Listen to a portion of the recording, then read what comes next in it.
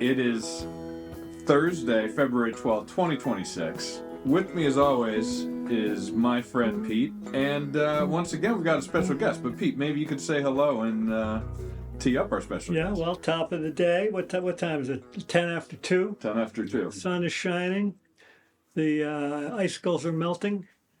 I'm still homebound because it's too damn cold to go outside, as far as I'm concerned. And today we have another special guest of the long list of special guests we've had lined up. And today we've got Mr. Richie Lynch. We met playing music way back. We'll have to do the timeline. Mm-hmm. But Rich is a bass player extraordinaire. Became famous for his ability to sing Eyes of the World when we played that Dead cover at various gigs, which is not an easy song to sing. And anyway, Richie joins us today for another session of the pod. Richie, welcome. Thank you very much. Awesome to be here. Honor, and then all of the above. So, definitely checked out one of the podcasts so far. So, I'm glad that you guys are doing this. It's very awesome for both of you and for everybody else listening. So, glad to be a part today.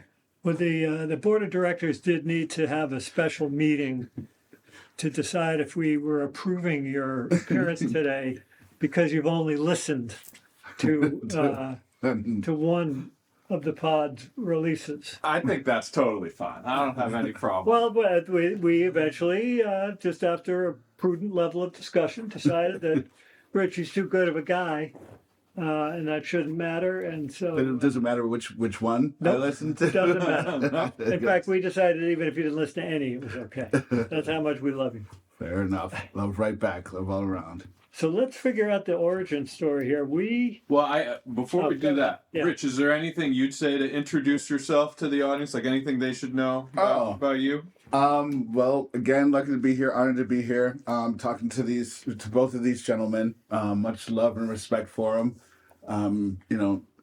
Always shared some good music times and some personal times. So, just glad to be here and talk to you guys about whatever we're talking about today. Yeah, whatever we're talking about today. And Pete, you think we should start with the origin That's story? the background. It's like I don't know that Richie and I would have crossed paths except for music. We don't live near each other.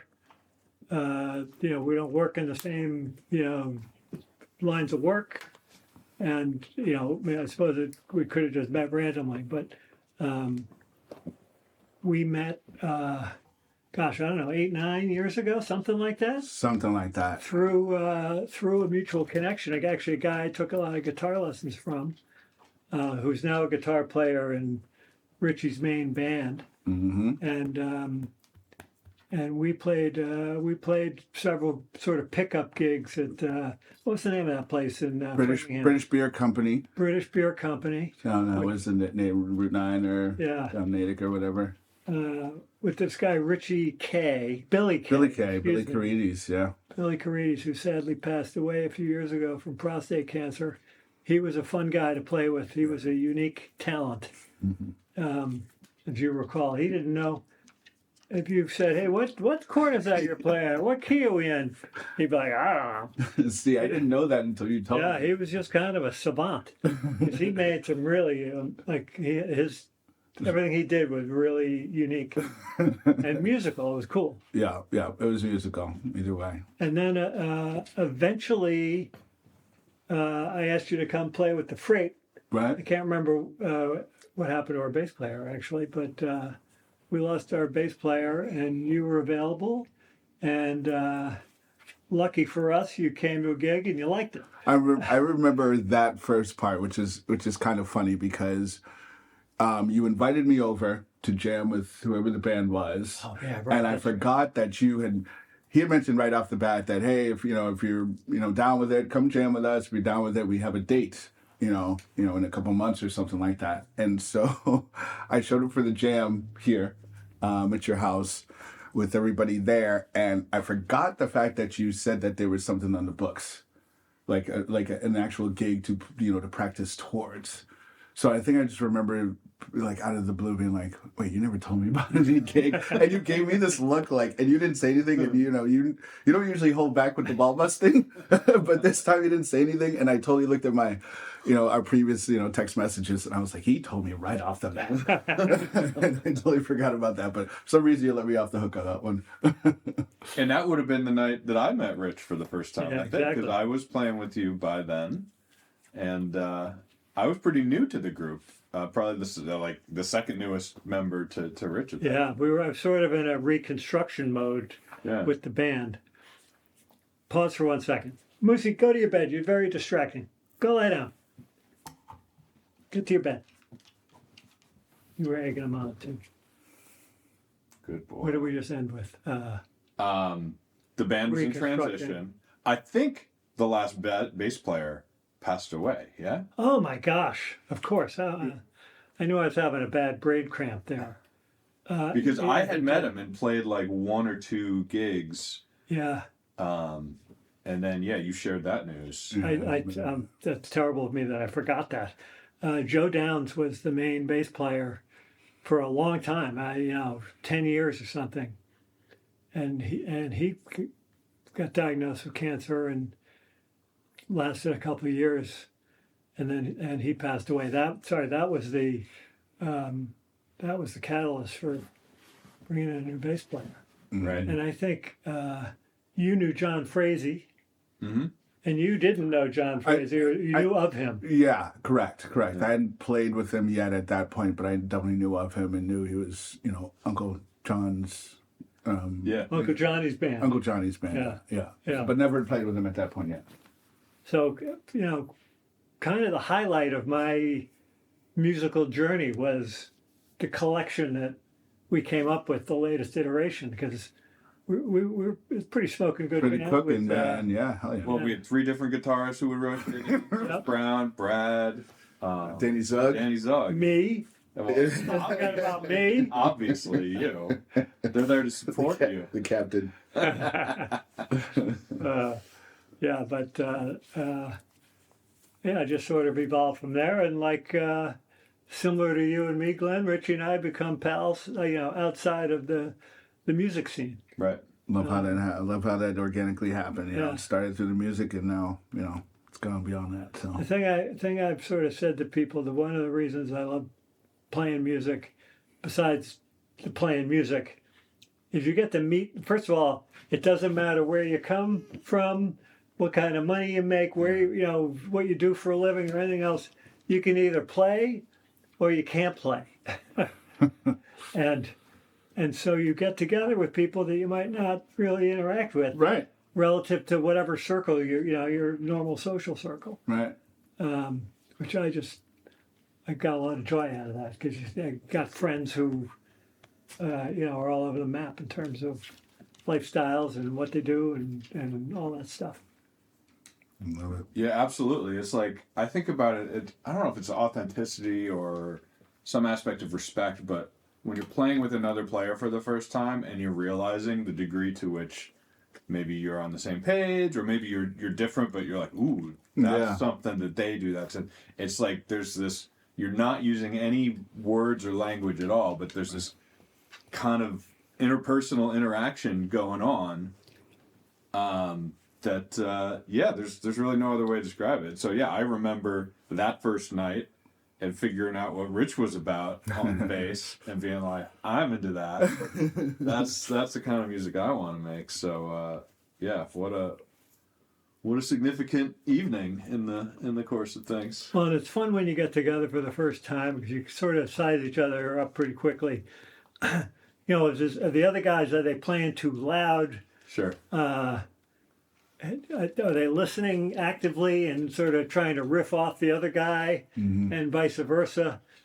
Looking around, right? Yeah, To what looking degree are around they, instead of like, staring at your staring their shoelaces. instruments? Yeah. Uh-huh. Which is certainly a classic And guitar player. that was me. Like, I definitely used to be like that, and it's been a process to sometimes not be staring at the Well, you're keyboard. so focused on making sure you're playing your part right, Yep. or whatever, Mm-hmm. till you get to a certain level, and then it's like anything. Elevate. Yeah. Yeah, so we've had a lot of fun. Richie did pick up pretty quickly on the fact that I like to throw a barb here and there with a smile on my face. That's a great way to put it.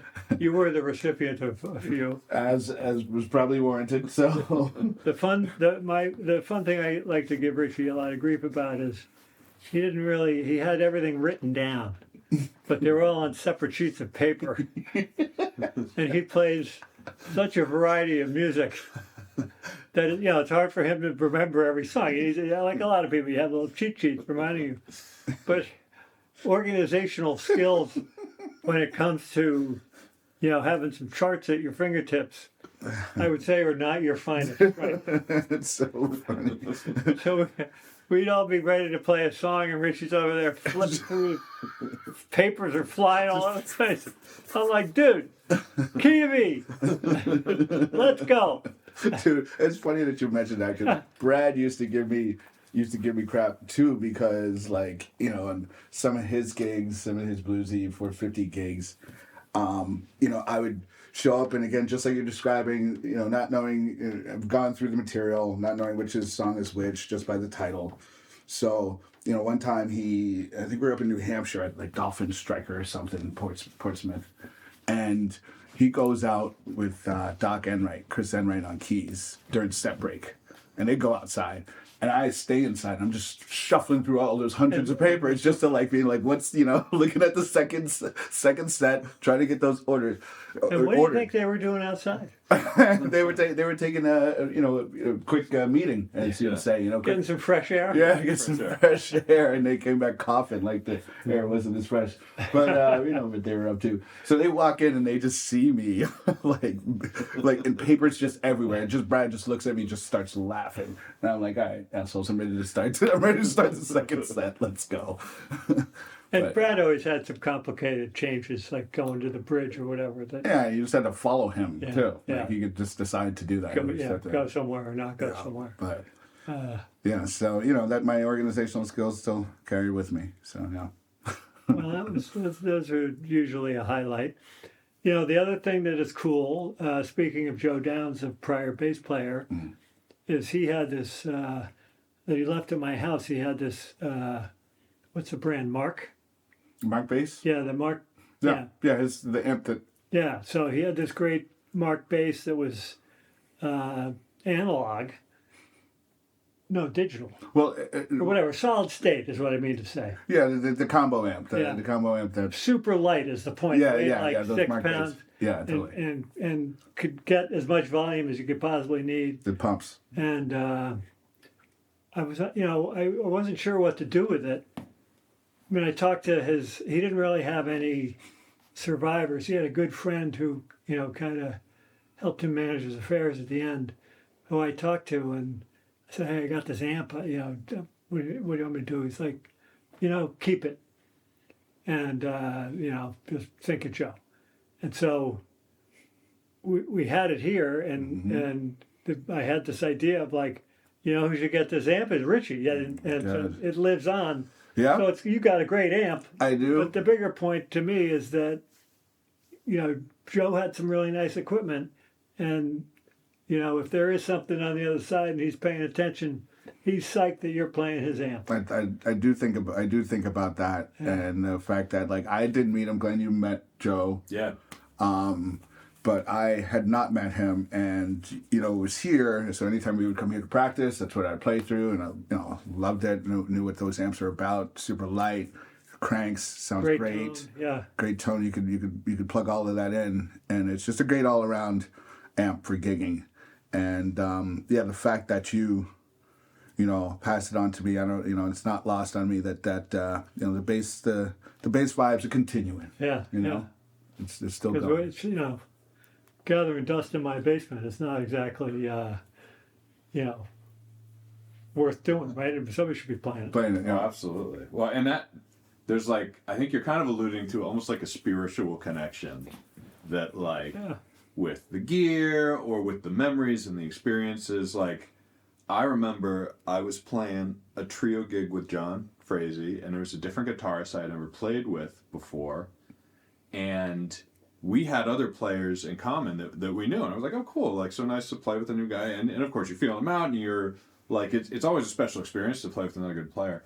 And then I remember hearing shortly after that, like a month or two later, this guy who's a young guy passed away tragically via some situation. Wow. That was, I think that's the first, at least that I'm aware of, like, person I had shared musical experience with who, left this earth. And it turned out I had other people I knew who were like in his band with him, and so I guess all this, I don't know where I'm going with it. Otherwise, I do think about that kind of spiritual connection, and then when you play with other people, there's like a part of them that stays with you long after that person is gone, and it's like it's not something you can really express in words.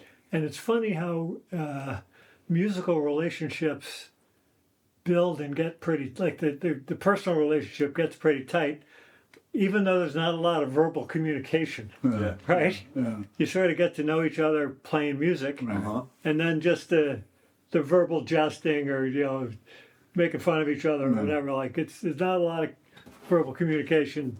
Despite that, the relationships grow to be pretty And strong. they're complex relationships. Yeah, Like you're thinking about each other, and you have all these perceptions about the other player, but you've established them not through conversation necessarily. And when you're yucking it up between sets Yeah, I mean, or that's whatever. part but, of it, yeah. right? But Yeah. that's funny. I know that Kong has a long and storied history, Rich, but I'm interested in some of these other bands that you've played with aside from Kong. Like any high notes or low notes or I don't know, call outs? Yeah, I mean, they're all high notes. It's interesting how the different, aside from the music, aside from whatever genre that they, differ, that just the way they're run, organization, a lot of other things can be different aside from the music. Yeah. That's what I'm learning. And I mean, Kong is mine. Kong is 20 years old. I've been running it for the past, 10 some odd years. So I do feel like, like that's my baby, even though so many other people are involved with it that make it awesome and allow me to, have the privilege of running it. And Kong, just as an by the way, is a smoking hot band. I mean, I've seen you guys a couple of times and was blown away. Oh, Really good. I mean, just the musicianship across the board is exceptional. I appreciate that. But before I move on from Kong, part of this lovely thing that we, yourself, Glenn, Pete, yourself, and I have is the fact that, we play together, and from, the freight from your band, Pete, I robbed Glenn to be in Kong. So it's like, one of those things where musically we all appreciate each other, and other things can grow and come from that. So Rob Glenn from Pete's band, he's in Kong. I can be helping both. us out, and certainly. But I like to use that. But when our keyboard player Steve can't make gigs, Glenn has been a saint and a savior by helping us out. So Kong, 20 years, super funk. Then I guess what was most recently tied with that. Then I had the reggae band, so that's not my band. That's run by Jarif, and he handles his differently than I handle mine, and that's a beautiful thing. It's a great vibe to play that reggae music, and then it's funny, sometimes we all have our different personalities, sides of our personality that we want to feed. Yeah. So I got Kong right in the middle. Yeah. I got reggae on the super chill, indica side, and then I got metal. Most recently, I guess it'll, I guess in a couple of months it'll be a year that I've been in the metal band. Which I still find I love it. hard to fathom.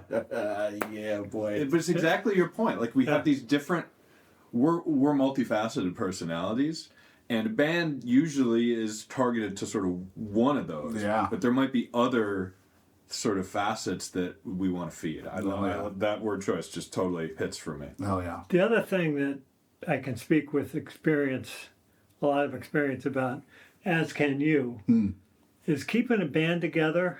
I mean, the Freight was together for, 14 years or something like that. Yeah. And you keeping a band together for 20 years is no easy feat. right? Some people move or go away Sure. or can't commit anymore. You got to replace players first of all, Yeah. and second of all, sometimes musicians are not necessarily super organized, and it can be like Sometimes. herding cats, to get them like, hey, we got a rehearsal on Wednesday at 6, and sometimes getting them to remember that it's Wednesday, and sometimes getting them to remember that they need to show up, plus or minus at the appropriate time. Yeah. Because it's not cool to be letting people sit around for half an hour because somebody hasn't showed up. Right. And that's hard to do. And then Herding the third cats, thing is to have people, get along. Yeah.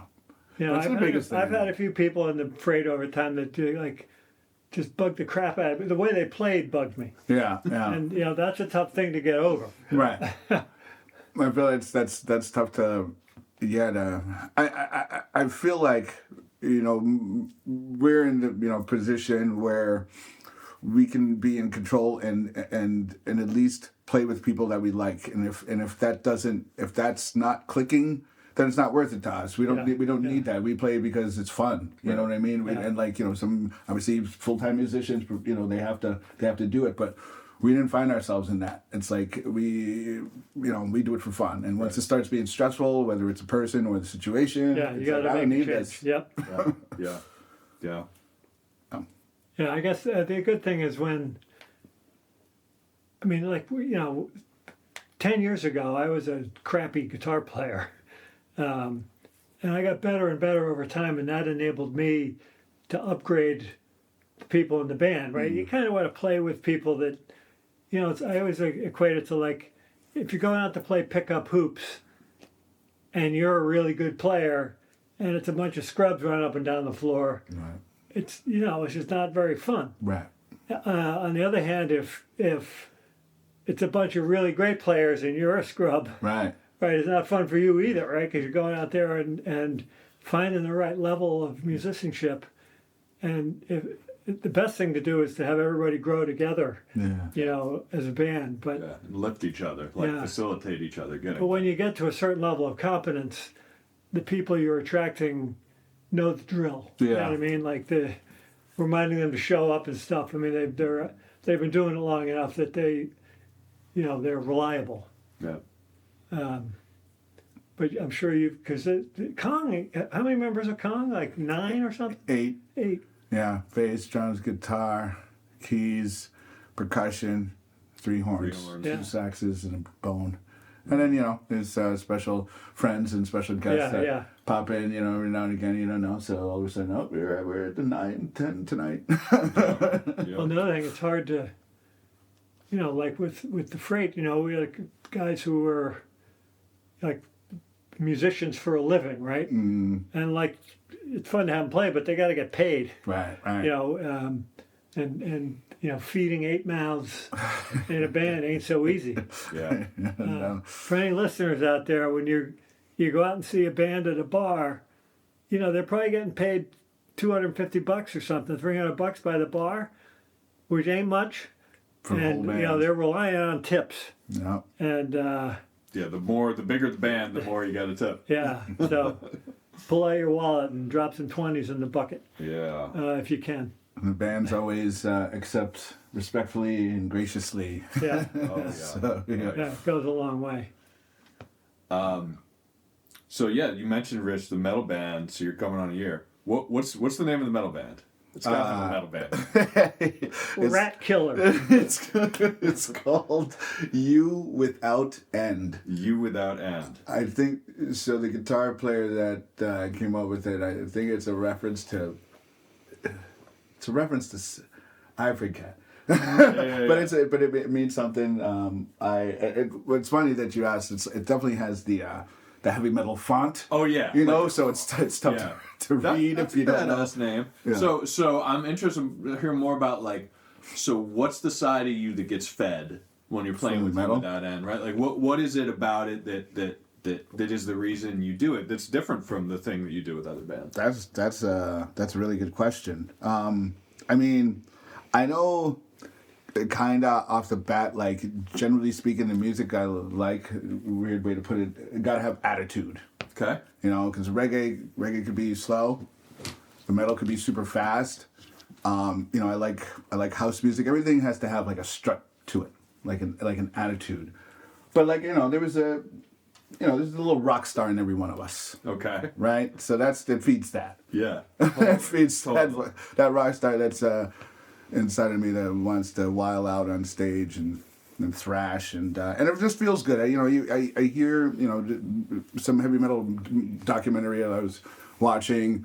I forget what it's called, but something about because it can be considered violent music just because of the aggression in it, Yeah. and it doesn't have to be. Right. But there's something to be said psychologically about channeling aggression in a positive way, right? You get some catharsis from that. Like you're looking at it, it's like, oh, violent. And you're like in a mosh pit or something. I don't mosh. I don't ain't finding me no damn mosh pit. But like I can understand that. But there's something, and some psychology. Somebody could break it down. But there's something about something that's usually looked at as negative, like a violent sort of aggression, but you're channeling it in a positive way. And there's an extra catharsis. And like releasing it in a positive Exactly, way. like in a using it, challenging. non-harmful way. Yeah. Well, I mean, aren't there a couple of like heavy metal Christian bands? and Sure. stuff? So Oh yeah, some old ones. There's Yeah. like Striper from back in the day. Like there's yes. yeah. What venue? Like, where do you play? Where does this band play? Well, we practice that when like everybody. There's four of us. The other three all teach at music schools. So two of them teach at one music school together. The other two teach at so they all teach at music school. So we practice on Walpole at band together. No, but where do you play? We played it out. The first gig was Brighton Common outside last summer. Yeah.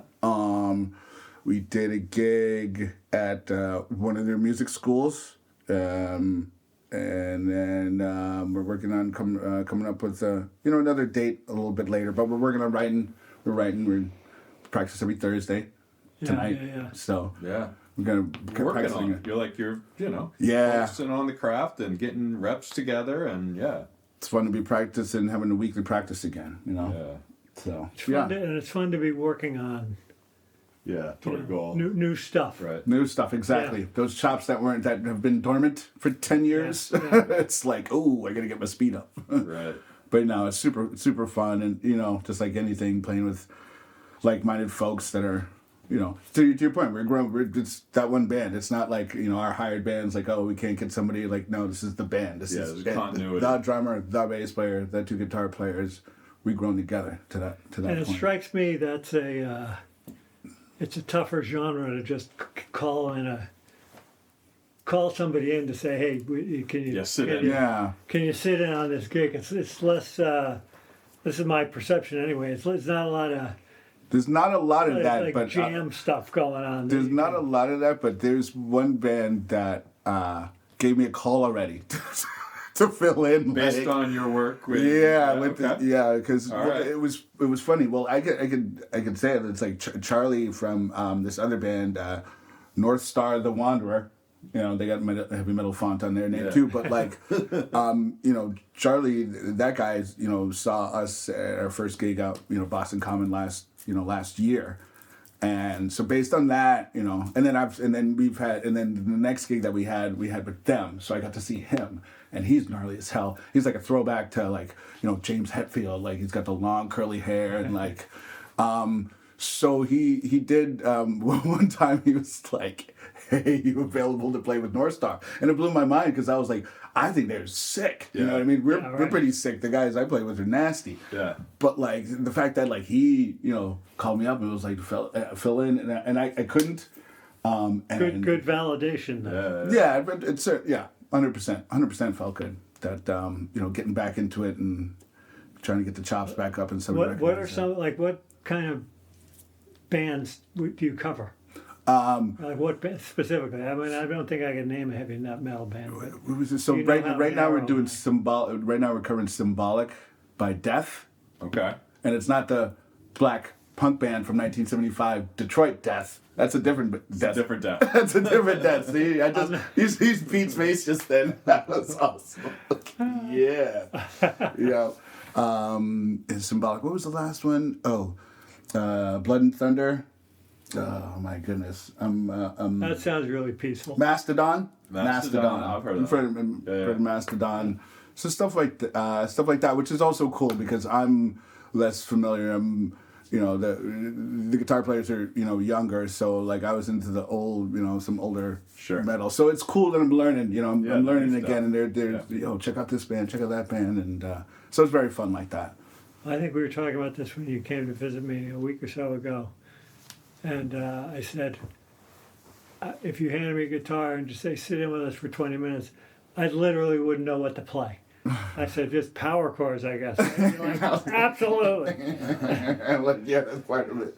That's the strongest start. But the clean Jerry tone, I don't think is going to. I haven't Slow heard down, it yet. like- That distorted tone, you Yeah. gotta work hard on getting Yeah. that. I can't wait to hear that clean. Some band's gonna pull it out of their ass, and I'll be like, "He found it." In Jerry Metal. Jerry Metal, totally. Yeah, man. So yeah, it's fun. It's a good time. Any other topics we should cover? I want to say I love you both, like because it started again with the music.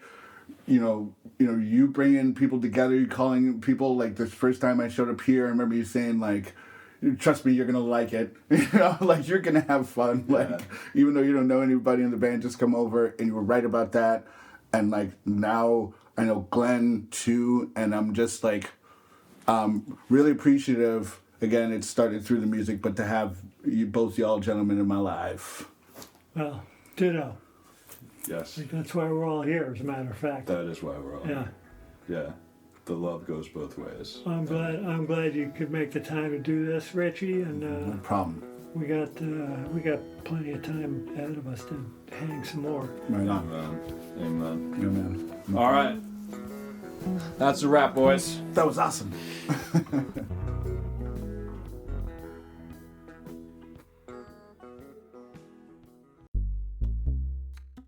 If you have comments or questions for Pete and me, you can email us at 2224peter@gmail.com. If you'd like to get involved with or donate to ALS causes, check out ALS One at alsone.org. Thank you for listening.